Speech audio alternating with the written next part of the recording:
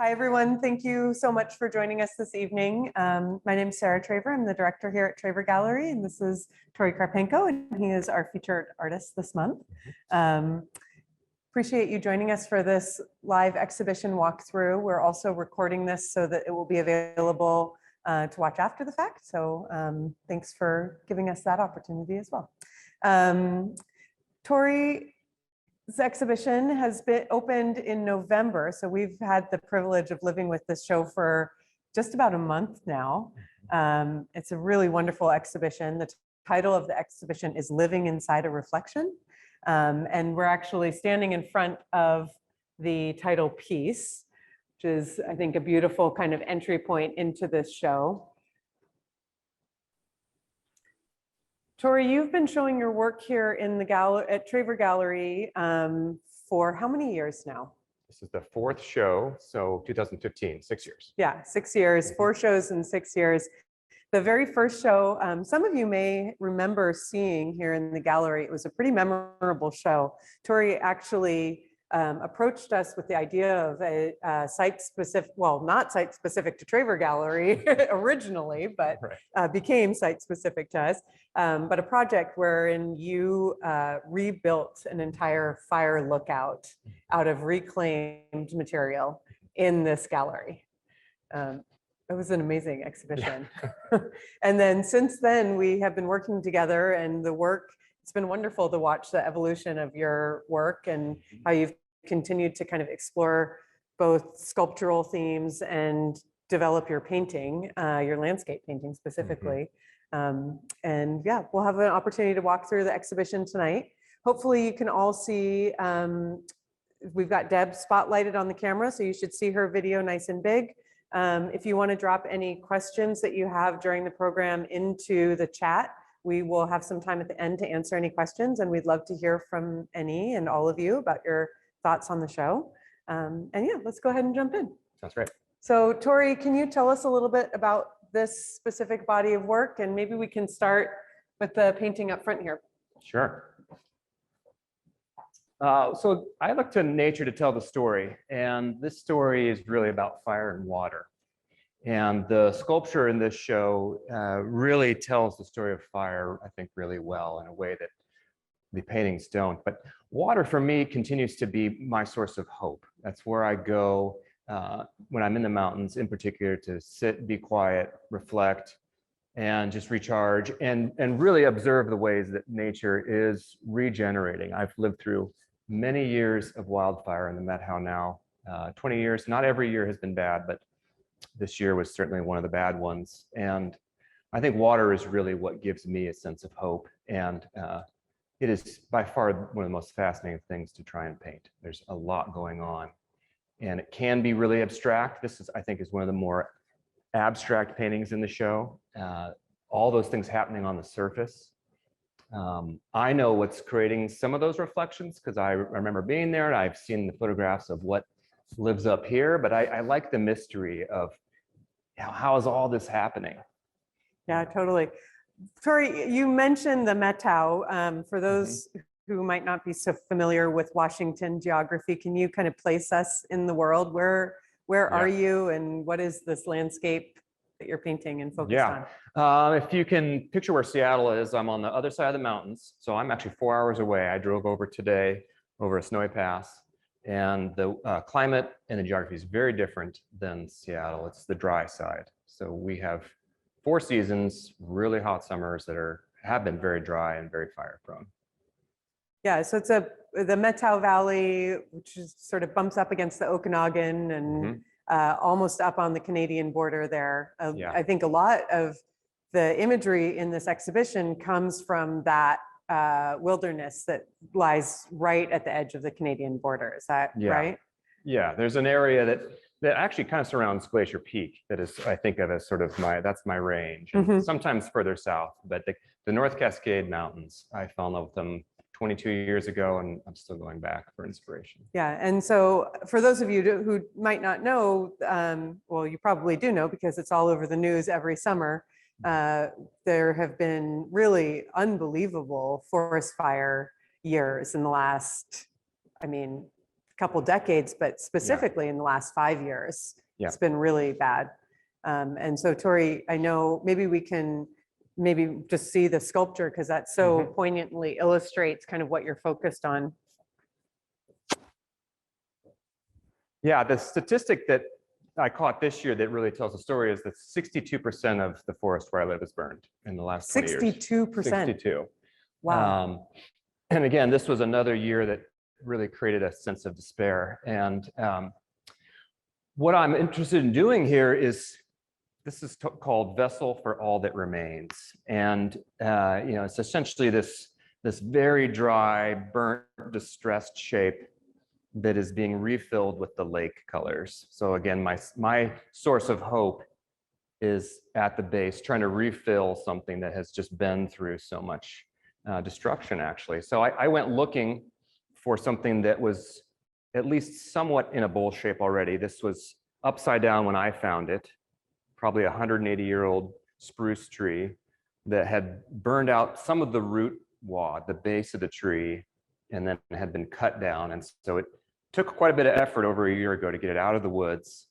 A lot of cleaning it up, removing char, leaving it intentionally along the edge, and then reclaiming that just beautiful wood. So just to clarify, this burn that we're looking at here, this is from the fire. Correct. That burned the tree originally. Yeah. It's amazing. And when I found it, it would have been, probably this deep of char that's like that, but that kind of softer stuff. So, fire is really intense. It's a necessary part of the cycles where I live. It's out of balance right now because of mismanagement of the forest. But I definitely am fascinated by the way it will modify and alter already sculptural forms in the woods. I look at these all the time when I'm hiking. Most of them are way too far out to bring home. This one was much closer to the road.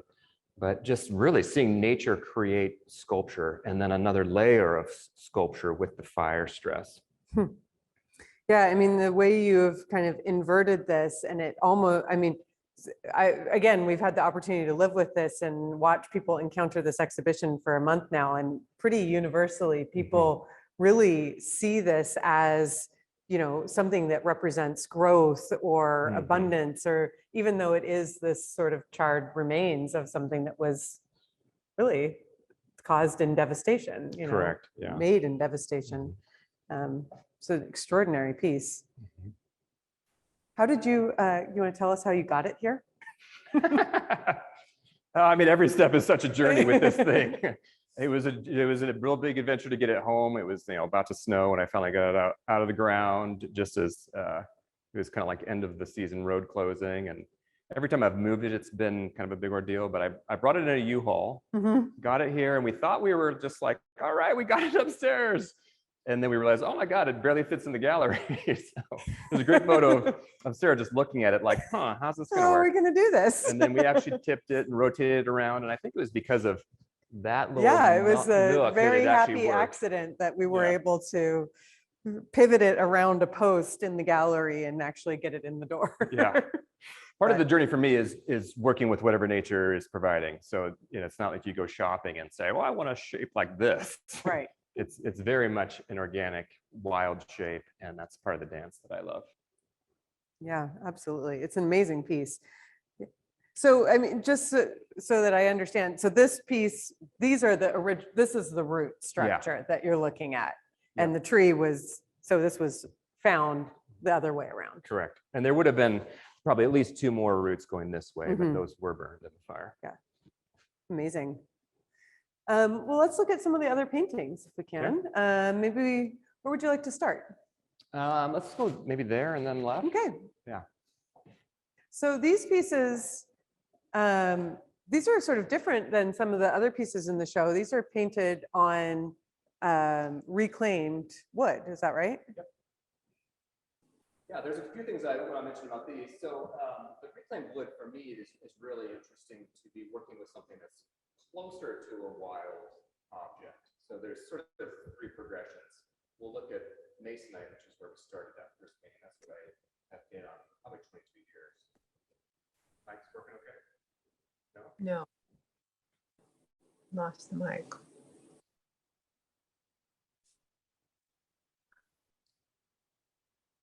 Thanks for sticking with us for technical difficulty here. We'll get it figured out. Okay, can we get a signal? We're good? Yeah, good.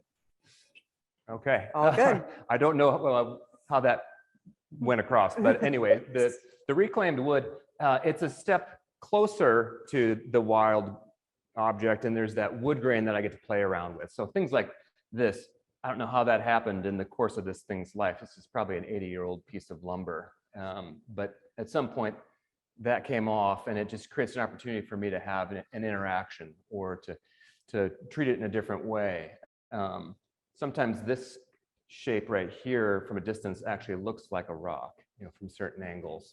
So I like the way that the cracks can add a little bit of emotion or mood to the piece. This one in particular kind of has that furrow shape to it, and then this just adds to it. Yeah, I mean, it's interesting. They really, the wood itself becomes part of the composition. Yeah. Yeah, absolutely. The other thing about these two, with the slab paintings in particular, I was really focused on being closer to the water, creating that feeling of looking down at the water, which is what I'm doing when I'm there, spending a lot of time just kind of lost in whatever is happening on the reflection of the water. And the key word there is really immersion. I want to immerse people into feeling like you're in this place. It's less about being far and looking off into the distance and having that panorama, but more about this sort of micro world and everything that's happening there. I mean, one of the things that, I'm glad you said that, one of the things that I really love about your work is the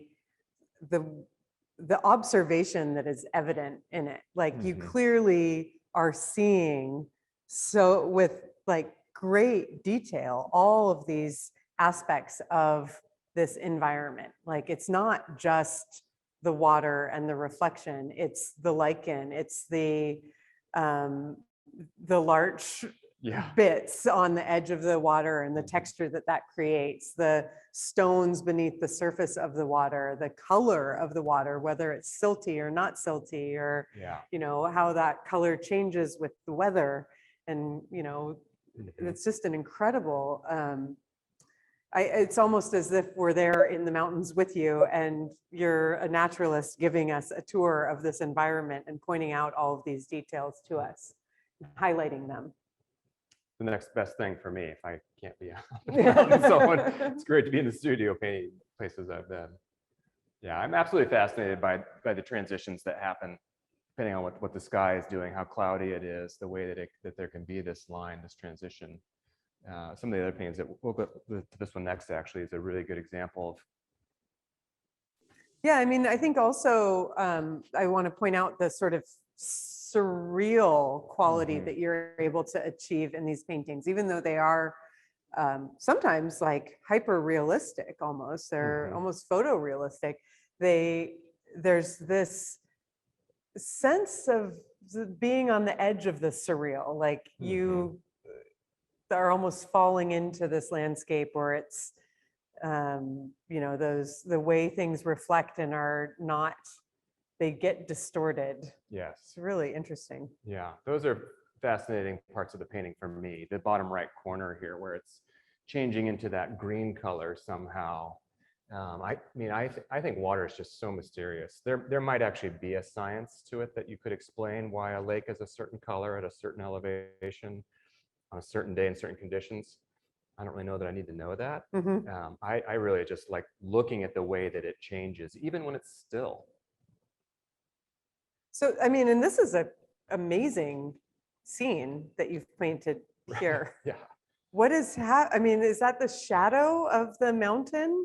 Somehow, yeah, the sun is back here and it's rising, and somehow it was shining light through and actually projecting the shape of the peak into the clouds. It was only 2 minutes, maybe. More like here. Yeah. So, this didn't last very long. Everything, when it happened, was actually moving. It was very dynamic. The mist was just morphing through this landscape. So I knew when this happened, I was going to paint it. I had to paint that moment. So do you photograph when you're in the mountains and then you go back to the studio and work? I do take a lot of photographs. There's something that happens often that I maybe am not even seeing, but in that smaller composed rectangular square, I will see things that I think make a good composition. But you don't, you take the photograph as reference, Right. but you don't like project the image onto a canvas. It's freehand, It's and freehand, then you're making interpretations and changes as you're painting. Yeah. There's always some things that are exaggerated or toned down, or the composition needs to change in certain ways. Some paintings more than others. I'm fibbing sometimes. Fair. Yeah, I think it's all about what makes it interesting. Yeah, absolutely. Yeah. We're here on your journey for sure. Well, maybe you can talk us through, I mean, that sort of begs the question about process. And this is sort of an interesting one, I think, in terms of being able to see the various layers that you're creating. Yeah. Can you kind of talk through how you create these pieces? Yeah, so this is that masonite material I was talking about earlier. It's 1/4 inch thick. It's a pressed wood material. It's very predictable. It's very durable. I like it for those reasons.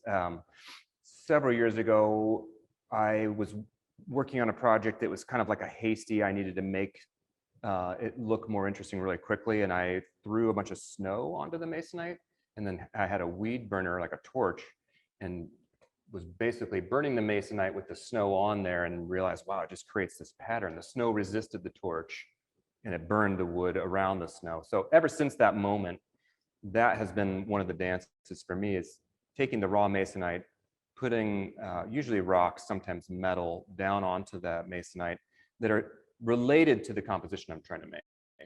And then I'll torch it. It creates this beautiful umber tone that I really like.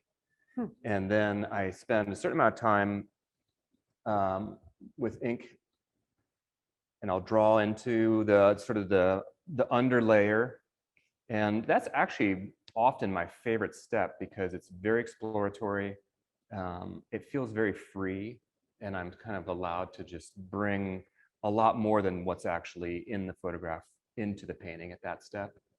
Some paintings have had actually a lot of drawing under them, and then the thin layers, the very translucent layers of the lake colors start to hide that and create this kind of mysterious pulling away feeling there. Or when you can see through the reflection, this green color is looking through at the rocks in the lake bottom.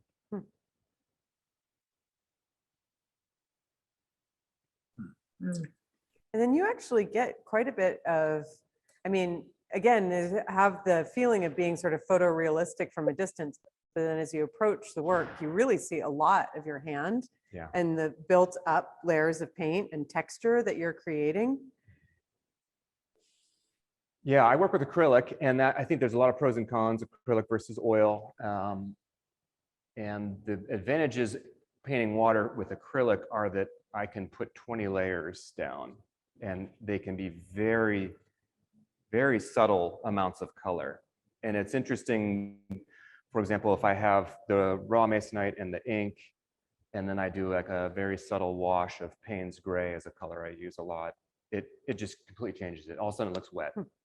And often if there's not really any color, that's how I will have painted it on like the edge of a lake.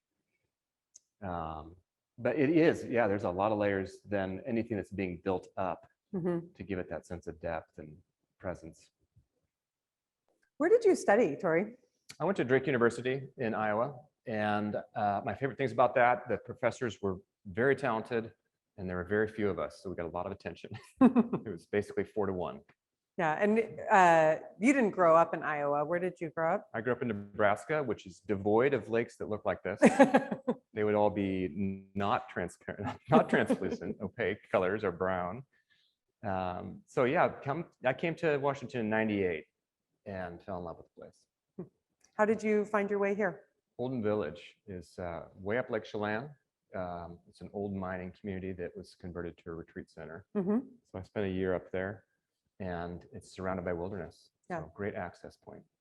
Yeah, I mean, so Lake Chelan, that long lake at the very far end, I mean, that really touches the start of the North Cascades, correct? And you can get to Glacier Peak from there. Yeah. So that's a part of that kind of big giant circle. Amazing. Well, keep looking around. All right. I think the thing about this painting that I really like, there will be a color happening in a lake. And again, the acrylic washes, it's not about mixing that color on the palette. So I mix paint on glass and then I'll transfer it to the masonite. So it's not like I mixed this color. It's about discovering how to make that color based on what's underneath it and how thin or thick the wash is. And you know, a lot of times it's very tricky to get it right. And I also have to move very fast when I'm doing it. So these washes that are happening across the canvas are, you know, I just have a few seconds and it's drying very quickly. But the other challenge is you can't really take it back off. You can't, it doesn't work to paint another layer. That just creates a thick feeling and then you're not seeing through the water anymore. So you often work very quickly. This is very slow and very meditative. This is almost like an athletic event, and I'm like maybe even sweating and definitely stressing it a little bit. It's interesting because it actually comes through like in the mark making here. Like you can see that those are quick gestural approaches, whereas this is very tight and refined and considered. Yes. I mean, this is also considered, but in a very different way. Yep. And I really like having both in a painting. Yeah. That's interesting. Yeah, I mean, one of the things that I love about your work is how you really place us in the landscape. Like your feet are at the edge of the water and you're looking, I mean, you're physically there. You're not removed from it at all. It's like, you said this word many times, immersive. Like you are absolutely surrounded by this place, which is, I think, a really unique perspective, particularly in landscape painting. I mean, so often you see it and the horizon line is, you know, on the bottom third of the painting and sky above. And for these, I mean, here, there's no horizon line. And in many of these pieces, the horizon line is the middle or the top of the painting. Yeah. Yeah, and then it can start to become a color field. I know there's a lot of detail and a lot of reference to what it what it is, the rocks, but I just love the color of the lake so much that as you push into that abstract realm, it becomes more of a color field. Can you talk a little bit about your sort of interest in conservation and how that influences your work? Yeah, I think over here. Yeah, I was just thinking this might be an interesting piece to look at as you're. I think what has really started to make sense to me the longer I have lived in one place, 20 years in the Met House, is that it is really overwhelming to be consumed by the entirety of what one could and should care about. And it is very meaningful to find something that you can relate to, that you have access to, that you can make a difference on. The scale matters. And so for me, that has really become, you know, I care about not just the Methow Valley, but the North Cascades. That's a lot of space. You know, it's a big area, but I feel like I can be very engaged and get to know so much of all the trails and off trails in the North Cascades and care about places. And, you know, there's been times where I've been somewhere and I've seen something going on that's just not right, doesn't belong, shouldn't be happening.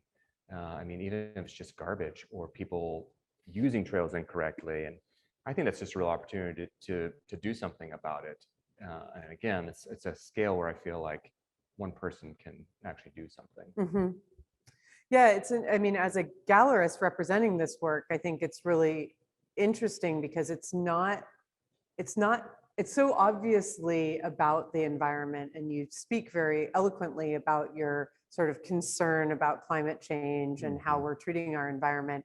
But the paintings themselves are not heavy-handed in that they're not preachy.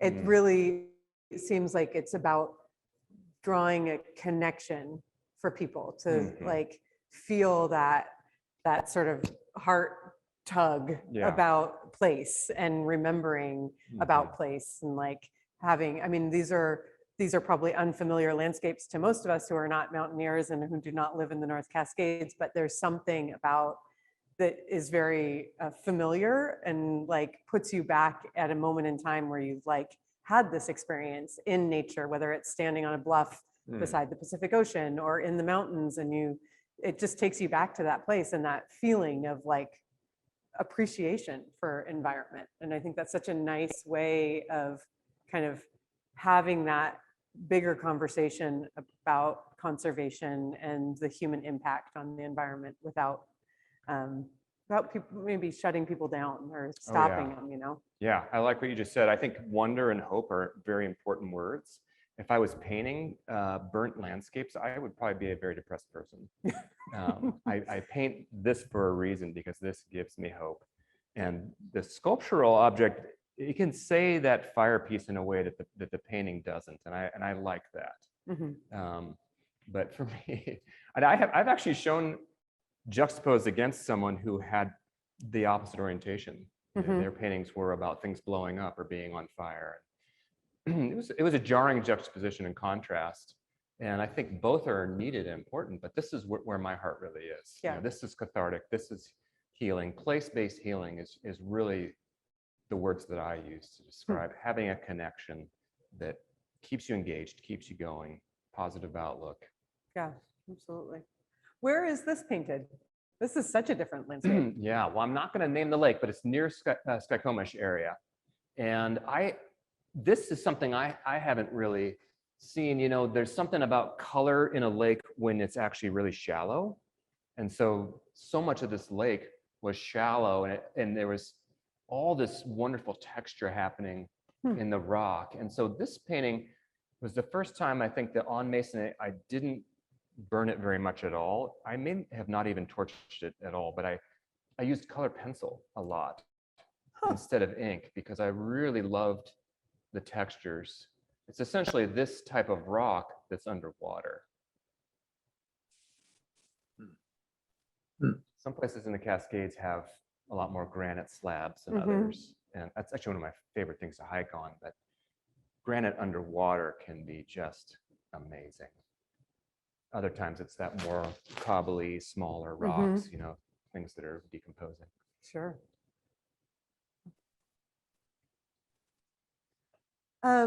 What else would you like to be sure to mention? You want to talk about, I mean, I know we talked a little bit about just earlier about artists that you've kind of found inspiring. Yeah. Can you share a little bit about who you kind of look to for inspiration? I've really enjoyed, you know, showing here. There's certain artists that I really gravitate to, and April Sturgeon is one of those. I really love just the subtlety of light play and how she can capture that. I don't actually know how she's able to do that, carving into glass. You know, that's something that I would try and do as a painter in a very different way. And subtlety is hard. So I just think there's so much wonderful mood in her pieces. I think you guys approach thinking about art in a very similar way too, as far as that sort of place-based healing or like the importance of marking time and thinking about how these pieces kind of reference a very particular place and moment in time and the importance of that. And so there's a lot of kinship there, I think. Yeah. I also really like Zaria Lim's work. She's doing these, you know, very large scale glacial pastels that, I mean, the scale alone is mind blowing. Yeah. And they are very realistic, but I think there's just so much emotion in them. You know, she's basically approaching them as like these giant floating sculptures. And I think she's probably obsessed with the colors, you know, in a way that I'm obsessed with the colors in the lakes. Yeah. So very, very impressive how much power they have. Yeah, I shared with you earlier, and I'll share with you all. We had somebody come into the gallery today who I consider to be an art expert, and she actually drew a connection between your work and the work of Monet, which I thought was really interesting because obviously stylistically they are very different. But her point was that the perspective of that Monet also was one who thought about landscape and like looking into water to see a reflected landscape or to see something about the environment that was different than you would see just from like your normal. Yeah, I would hang out with him. Yeah. I would definitely do a whole riff on like the urban reflection. I mean, there's so much material there. Yeah, absolutely. Yeah. You have anything else you want to add? There's one more yeah, that we could at least get on definitely. the video. Thank you. Yeah, no problem. Yeah, this is an incredible piece. Again, love of color is what drew me into wanting to paint this moment at this place. And I also really like the way that this ink work just kind of disappears as the lake gets deeper and sucks you in a little bit. This one could, I mean, this one could almost not be in the mountains. It could be anywhere, Pacific or like more out in the ocean, yeah, or like San Juan Islands. Yeah, well, because you don't have that. It feels like the horizon is so far away. And there's a lot of space. Yeah. Yeah, I think a very short amount of time after this moment, the sun actually came out. Yeah. And suddenly there's a mountain back there. So it was very different. Yeah. And I've looked back at the photographs of that moment, and I like this so much better.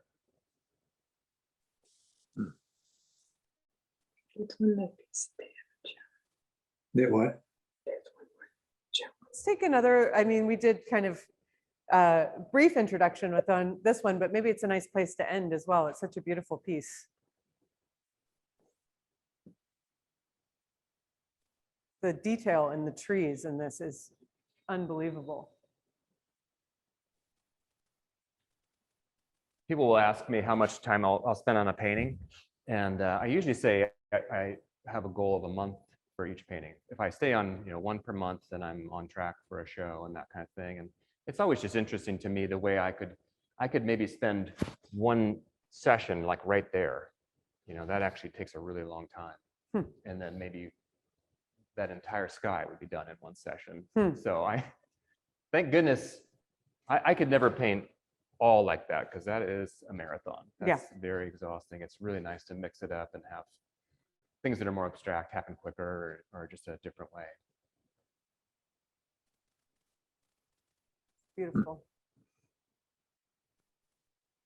Well, Tori, thank you so much for the exhibition tour. And I will ask if anybody has any questions to drop them in the chat for us, and we'll be happy to answer any questions.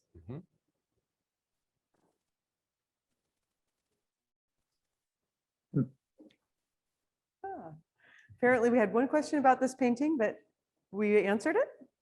Okay. I was channeling. In tune with that person. Exactly. We'll give you guys a couple more minutes to come up with some really amazing questions to ask.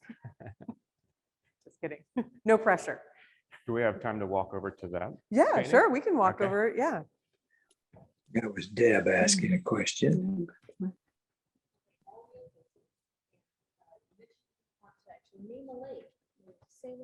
Okay. A favorite place? I'll give them to you in a second. Okay.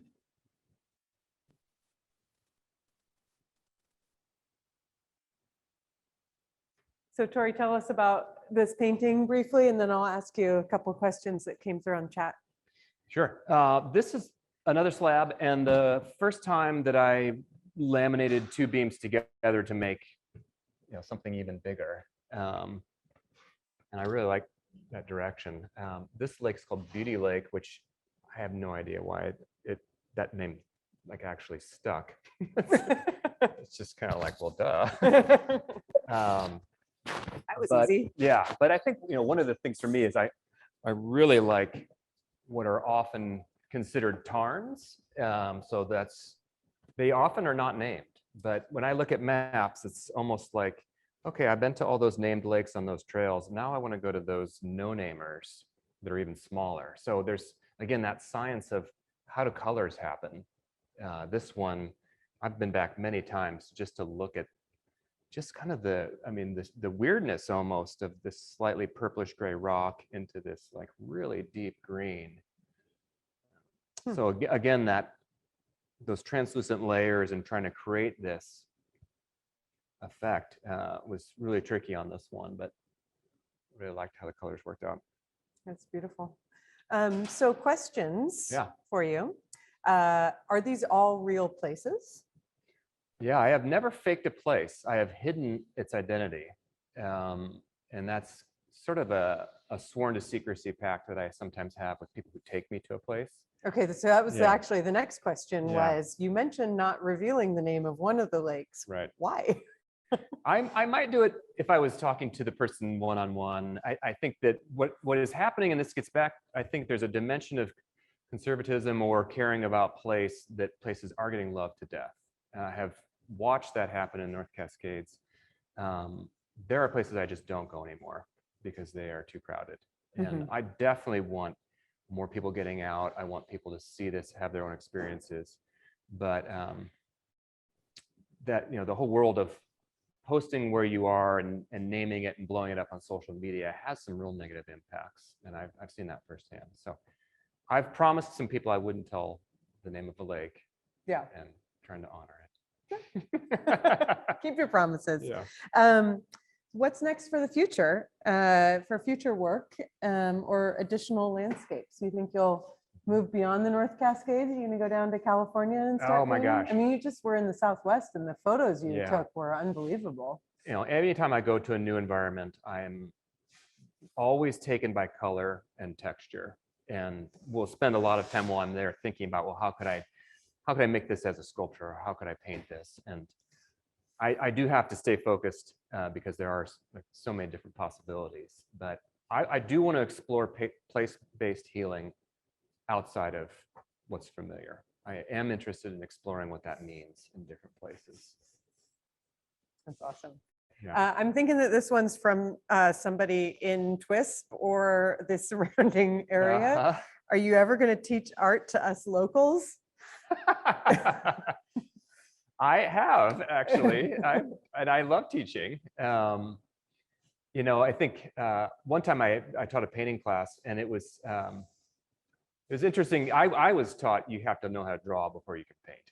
So diving into painting, really depends on what you're trying to do, but it can be frustrating because there's a lot going on all at once. But absolutely, whoever that is, hit me up one-on-one. We'll see what we can do. I also really love teaching students. You know what I think? The class I want to take with you is how to see. Uh-huh. I just want to go on a hike with you and I want to watch you see the environment. Yeah. I think that would be pretty instructional in and of itself. Yeah, it does often require solitude. Mhm. And that has been an interesting journey for me. The first show I did here was all about solitude. And I was healing from divorce, and it was very cathartic. And over the 6-year period, I'm not necessarily always wanted to be alone out in the mountains, but I have noticed that it's a very different experience. Sure. If you're around other people. Thankfully, my sister and her husband, who I hike with the most, are kind of in the same place, and they just are fully absorbing, taking lots of pictures. They love the same things. Yeah, it's fortunate. Yeah. Yeah. Awesome. Well, Tori, thank you so much. Thank you. It's really been a pleasure to have this exhibition in the gallery, and I'm thrilled that it's been so successful. It's certainly well earned. I know there's Thank a you. lot of time that goes into this work and a lot of love that's in each of these paintings. So congratulations and thank you very much. And thank you all for joining us. We really appreciate it. Take care. Have a nice night.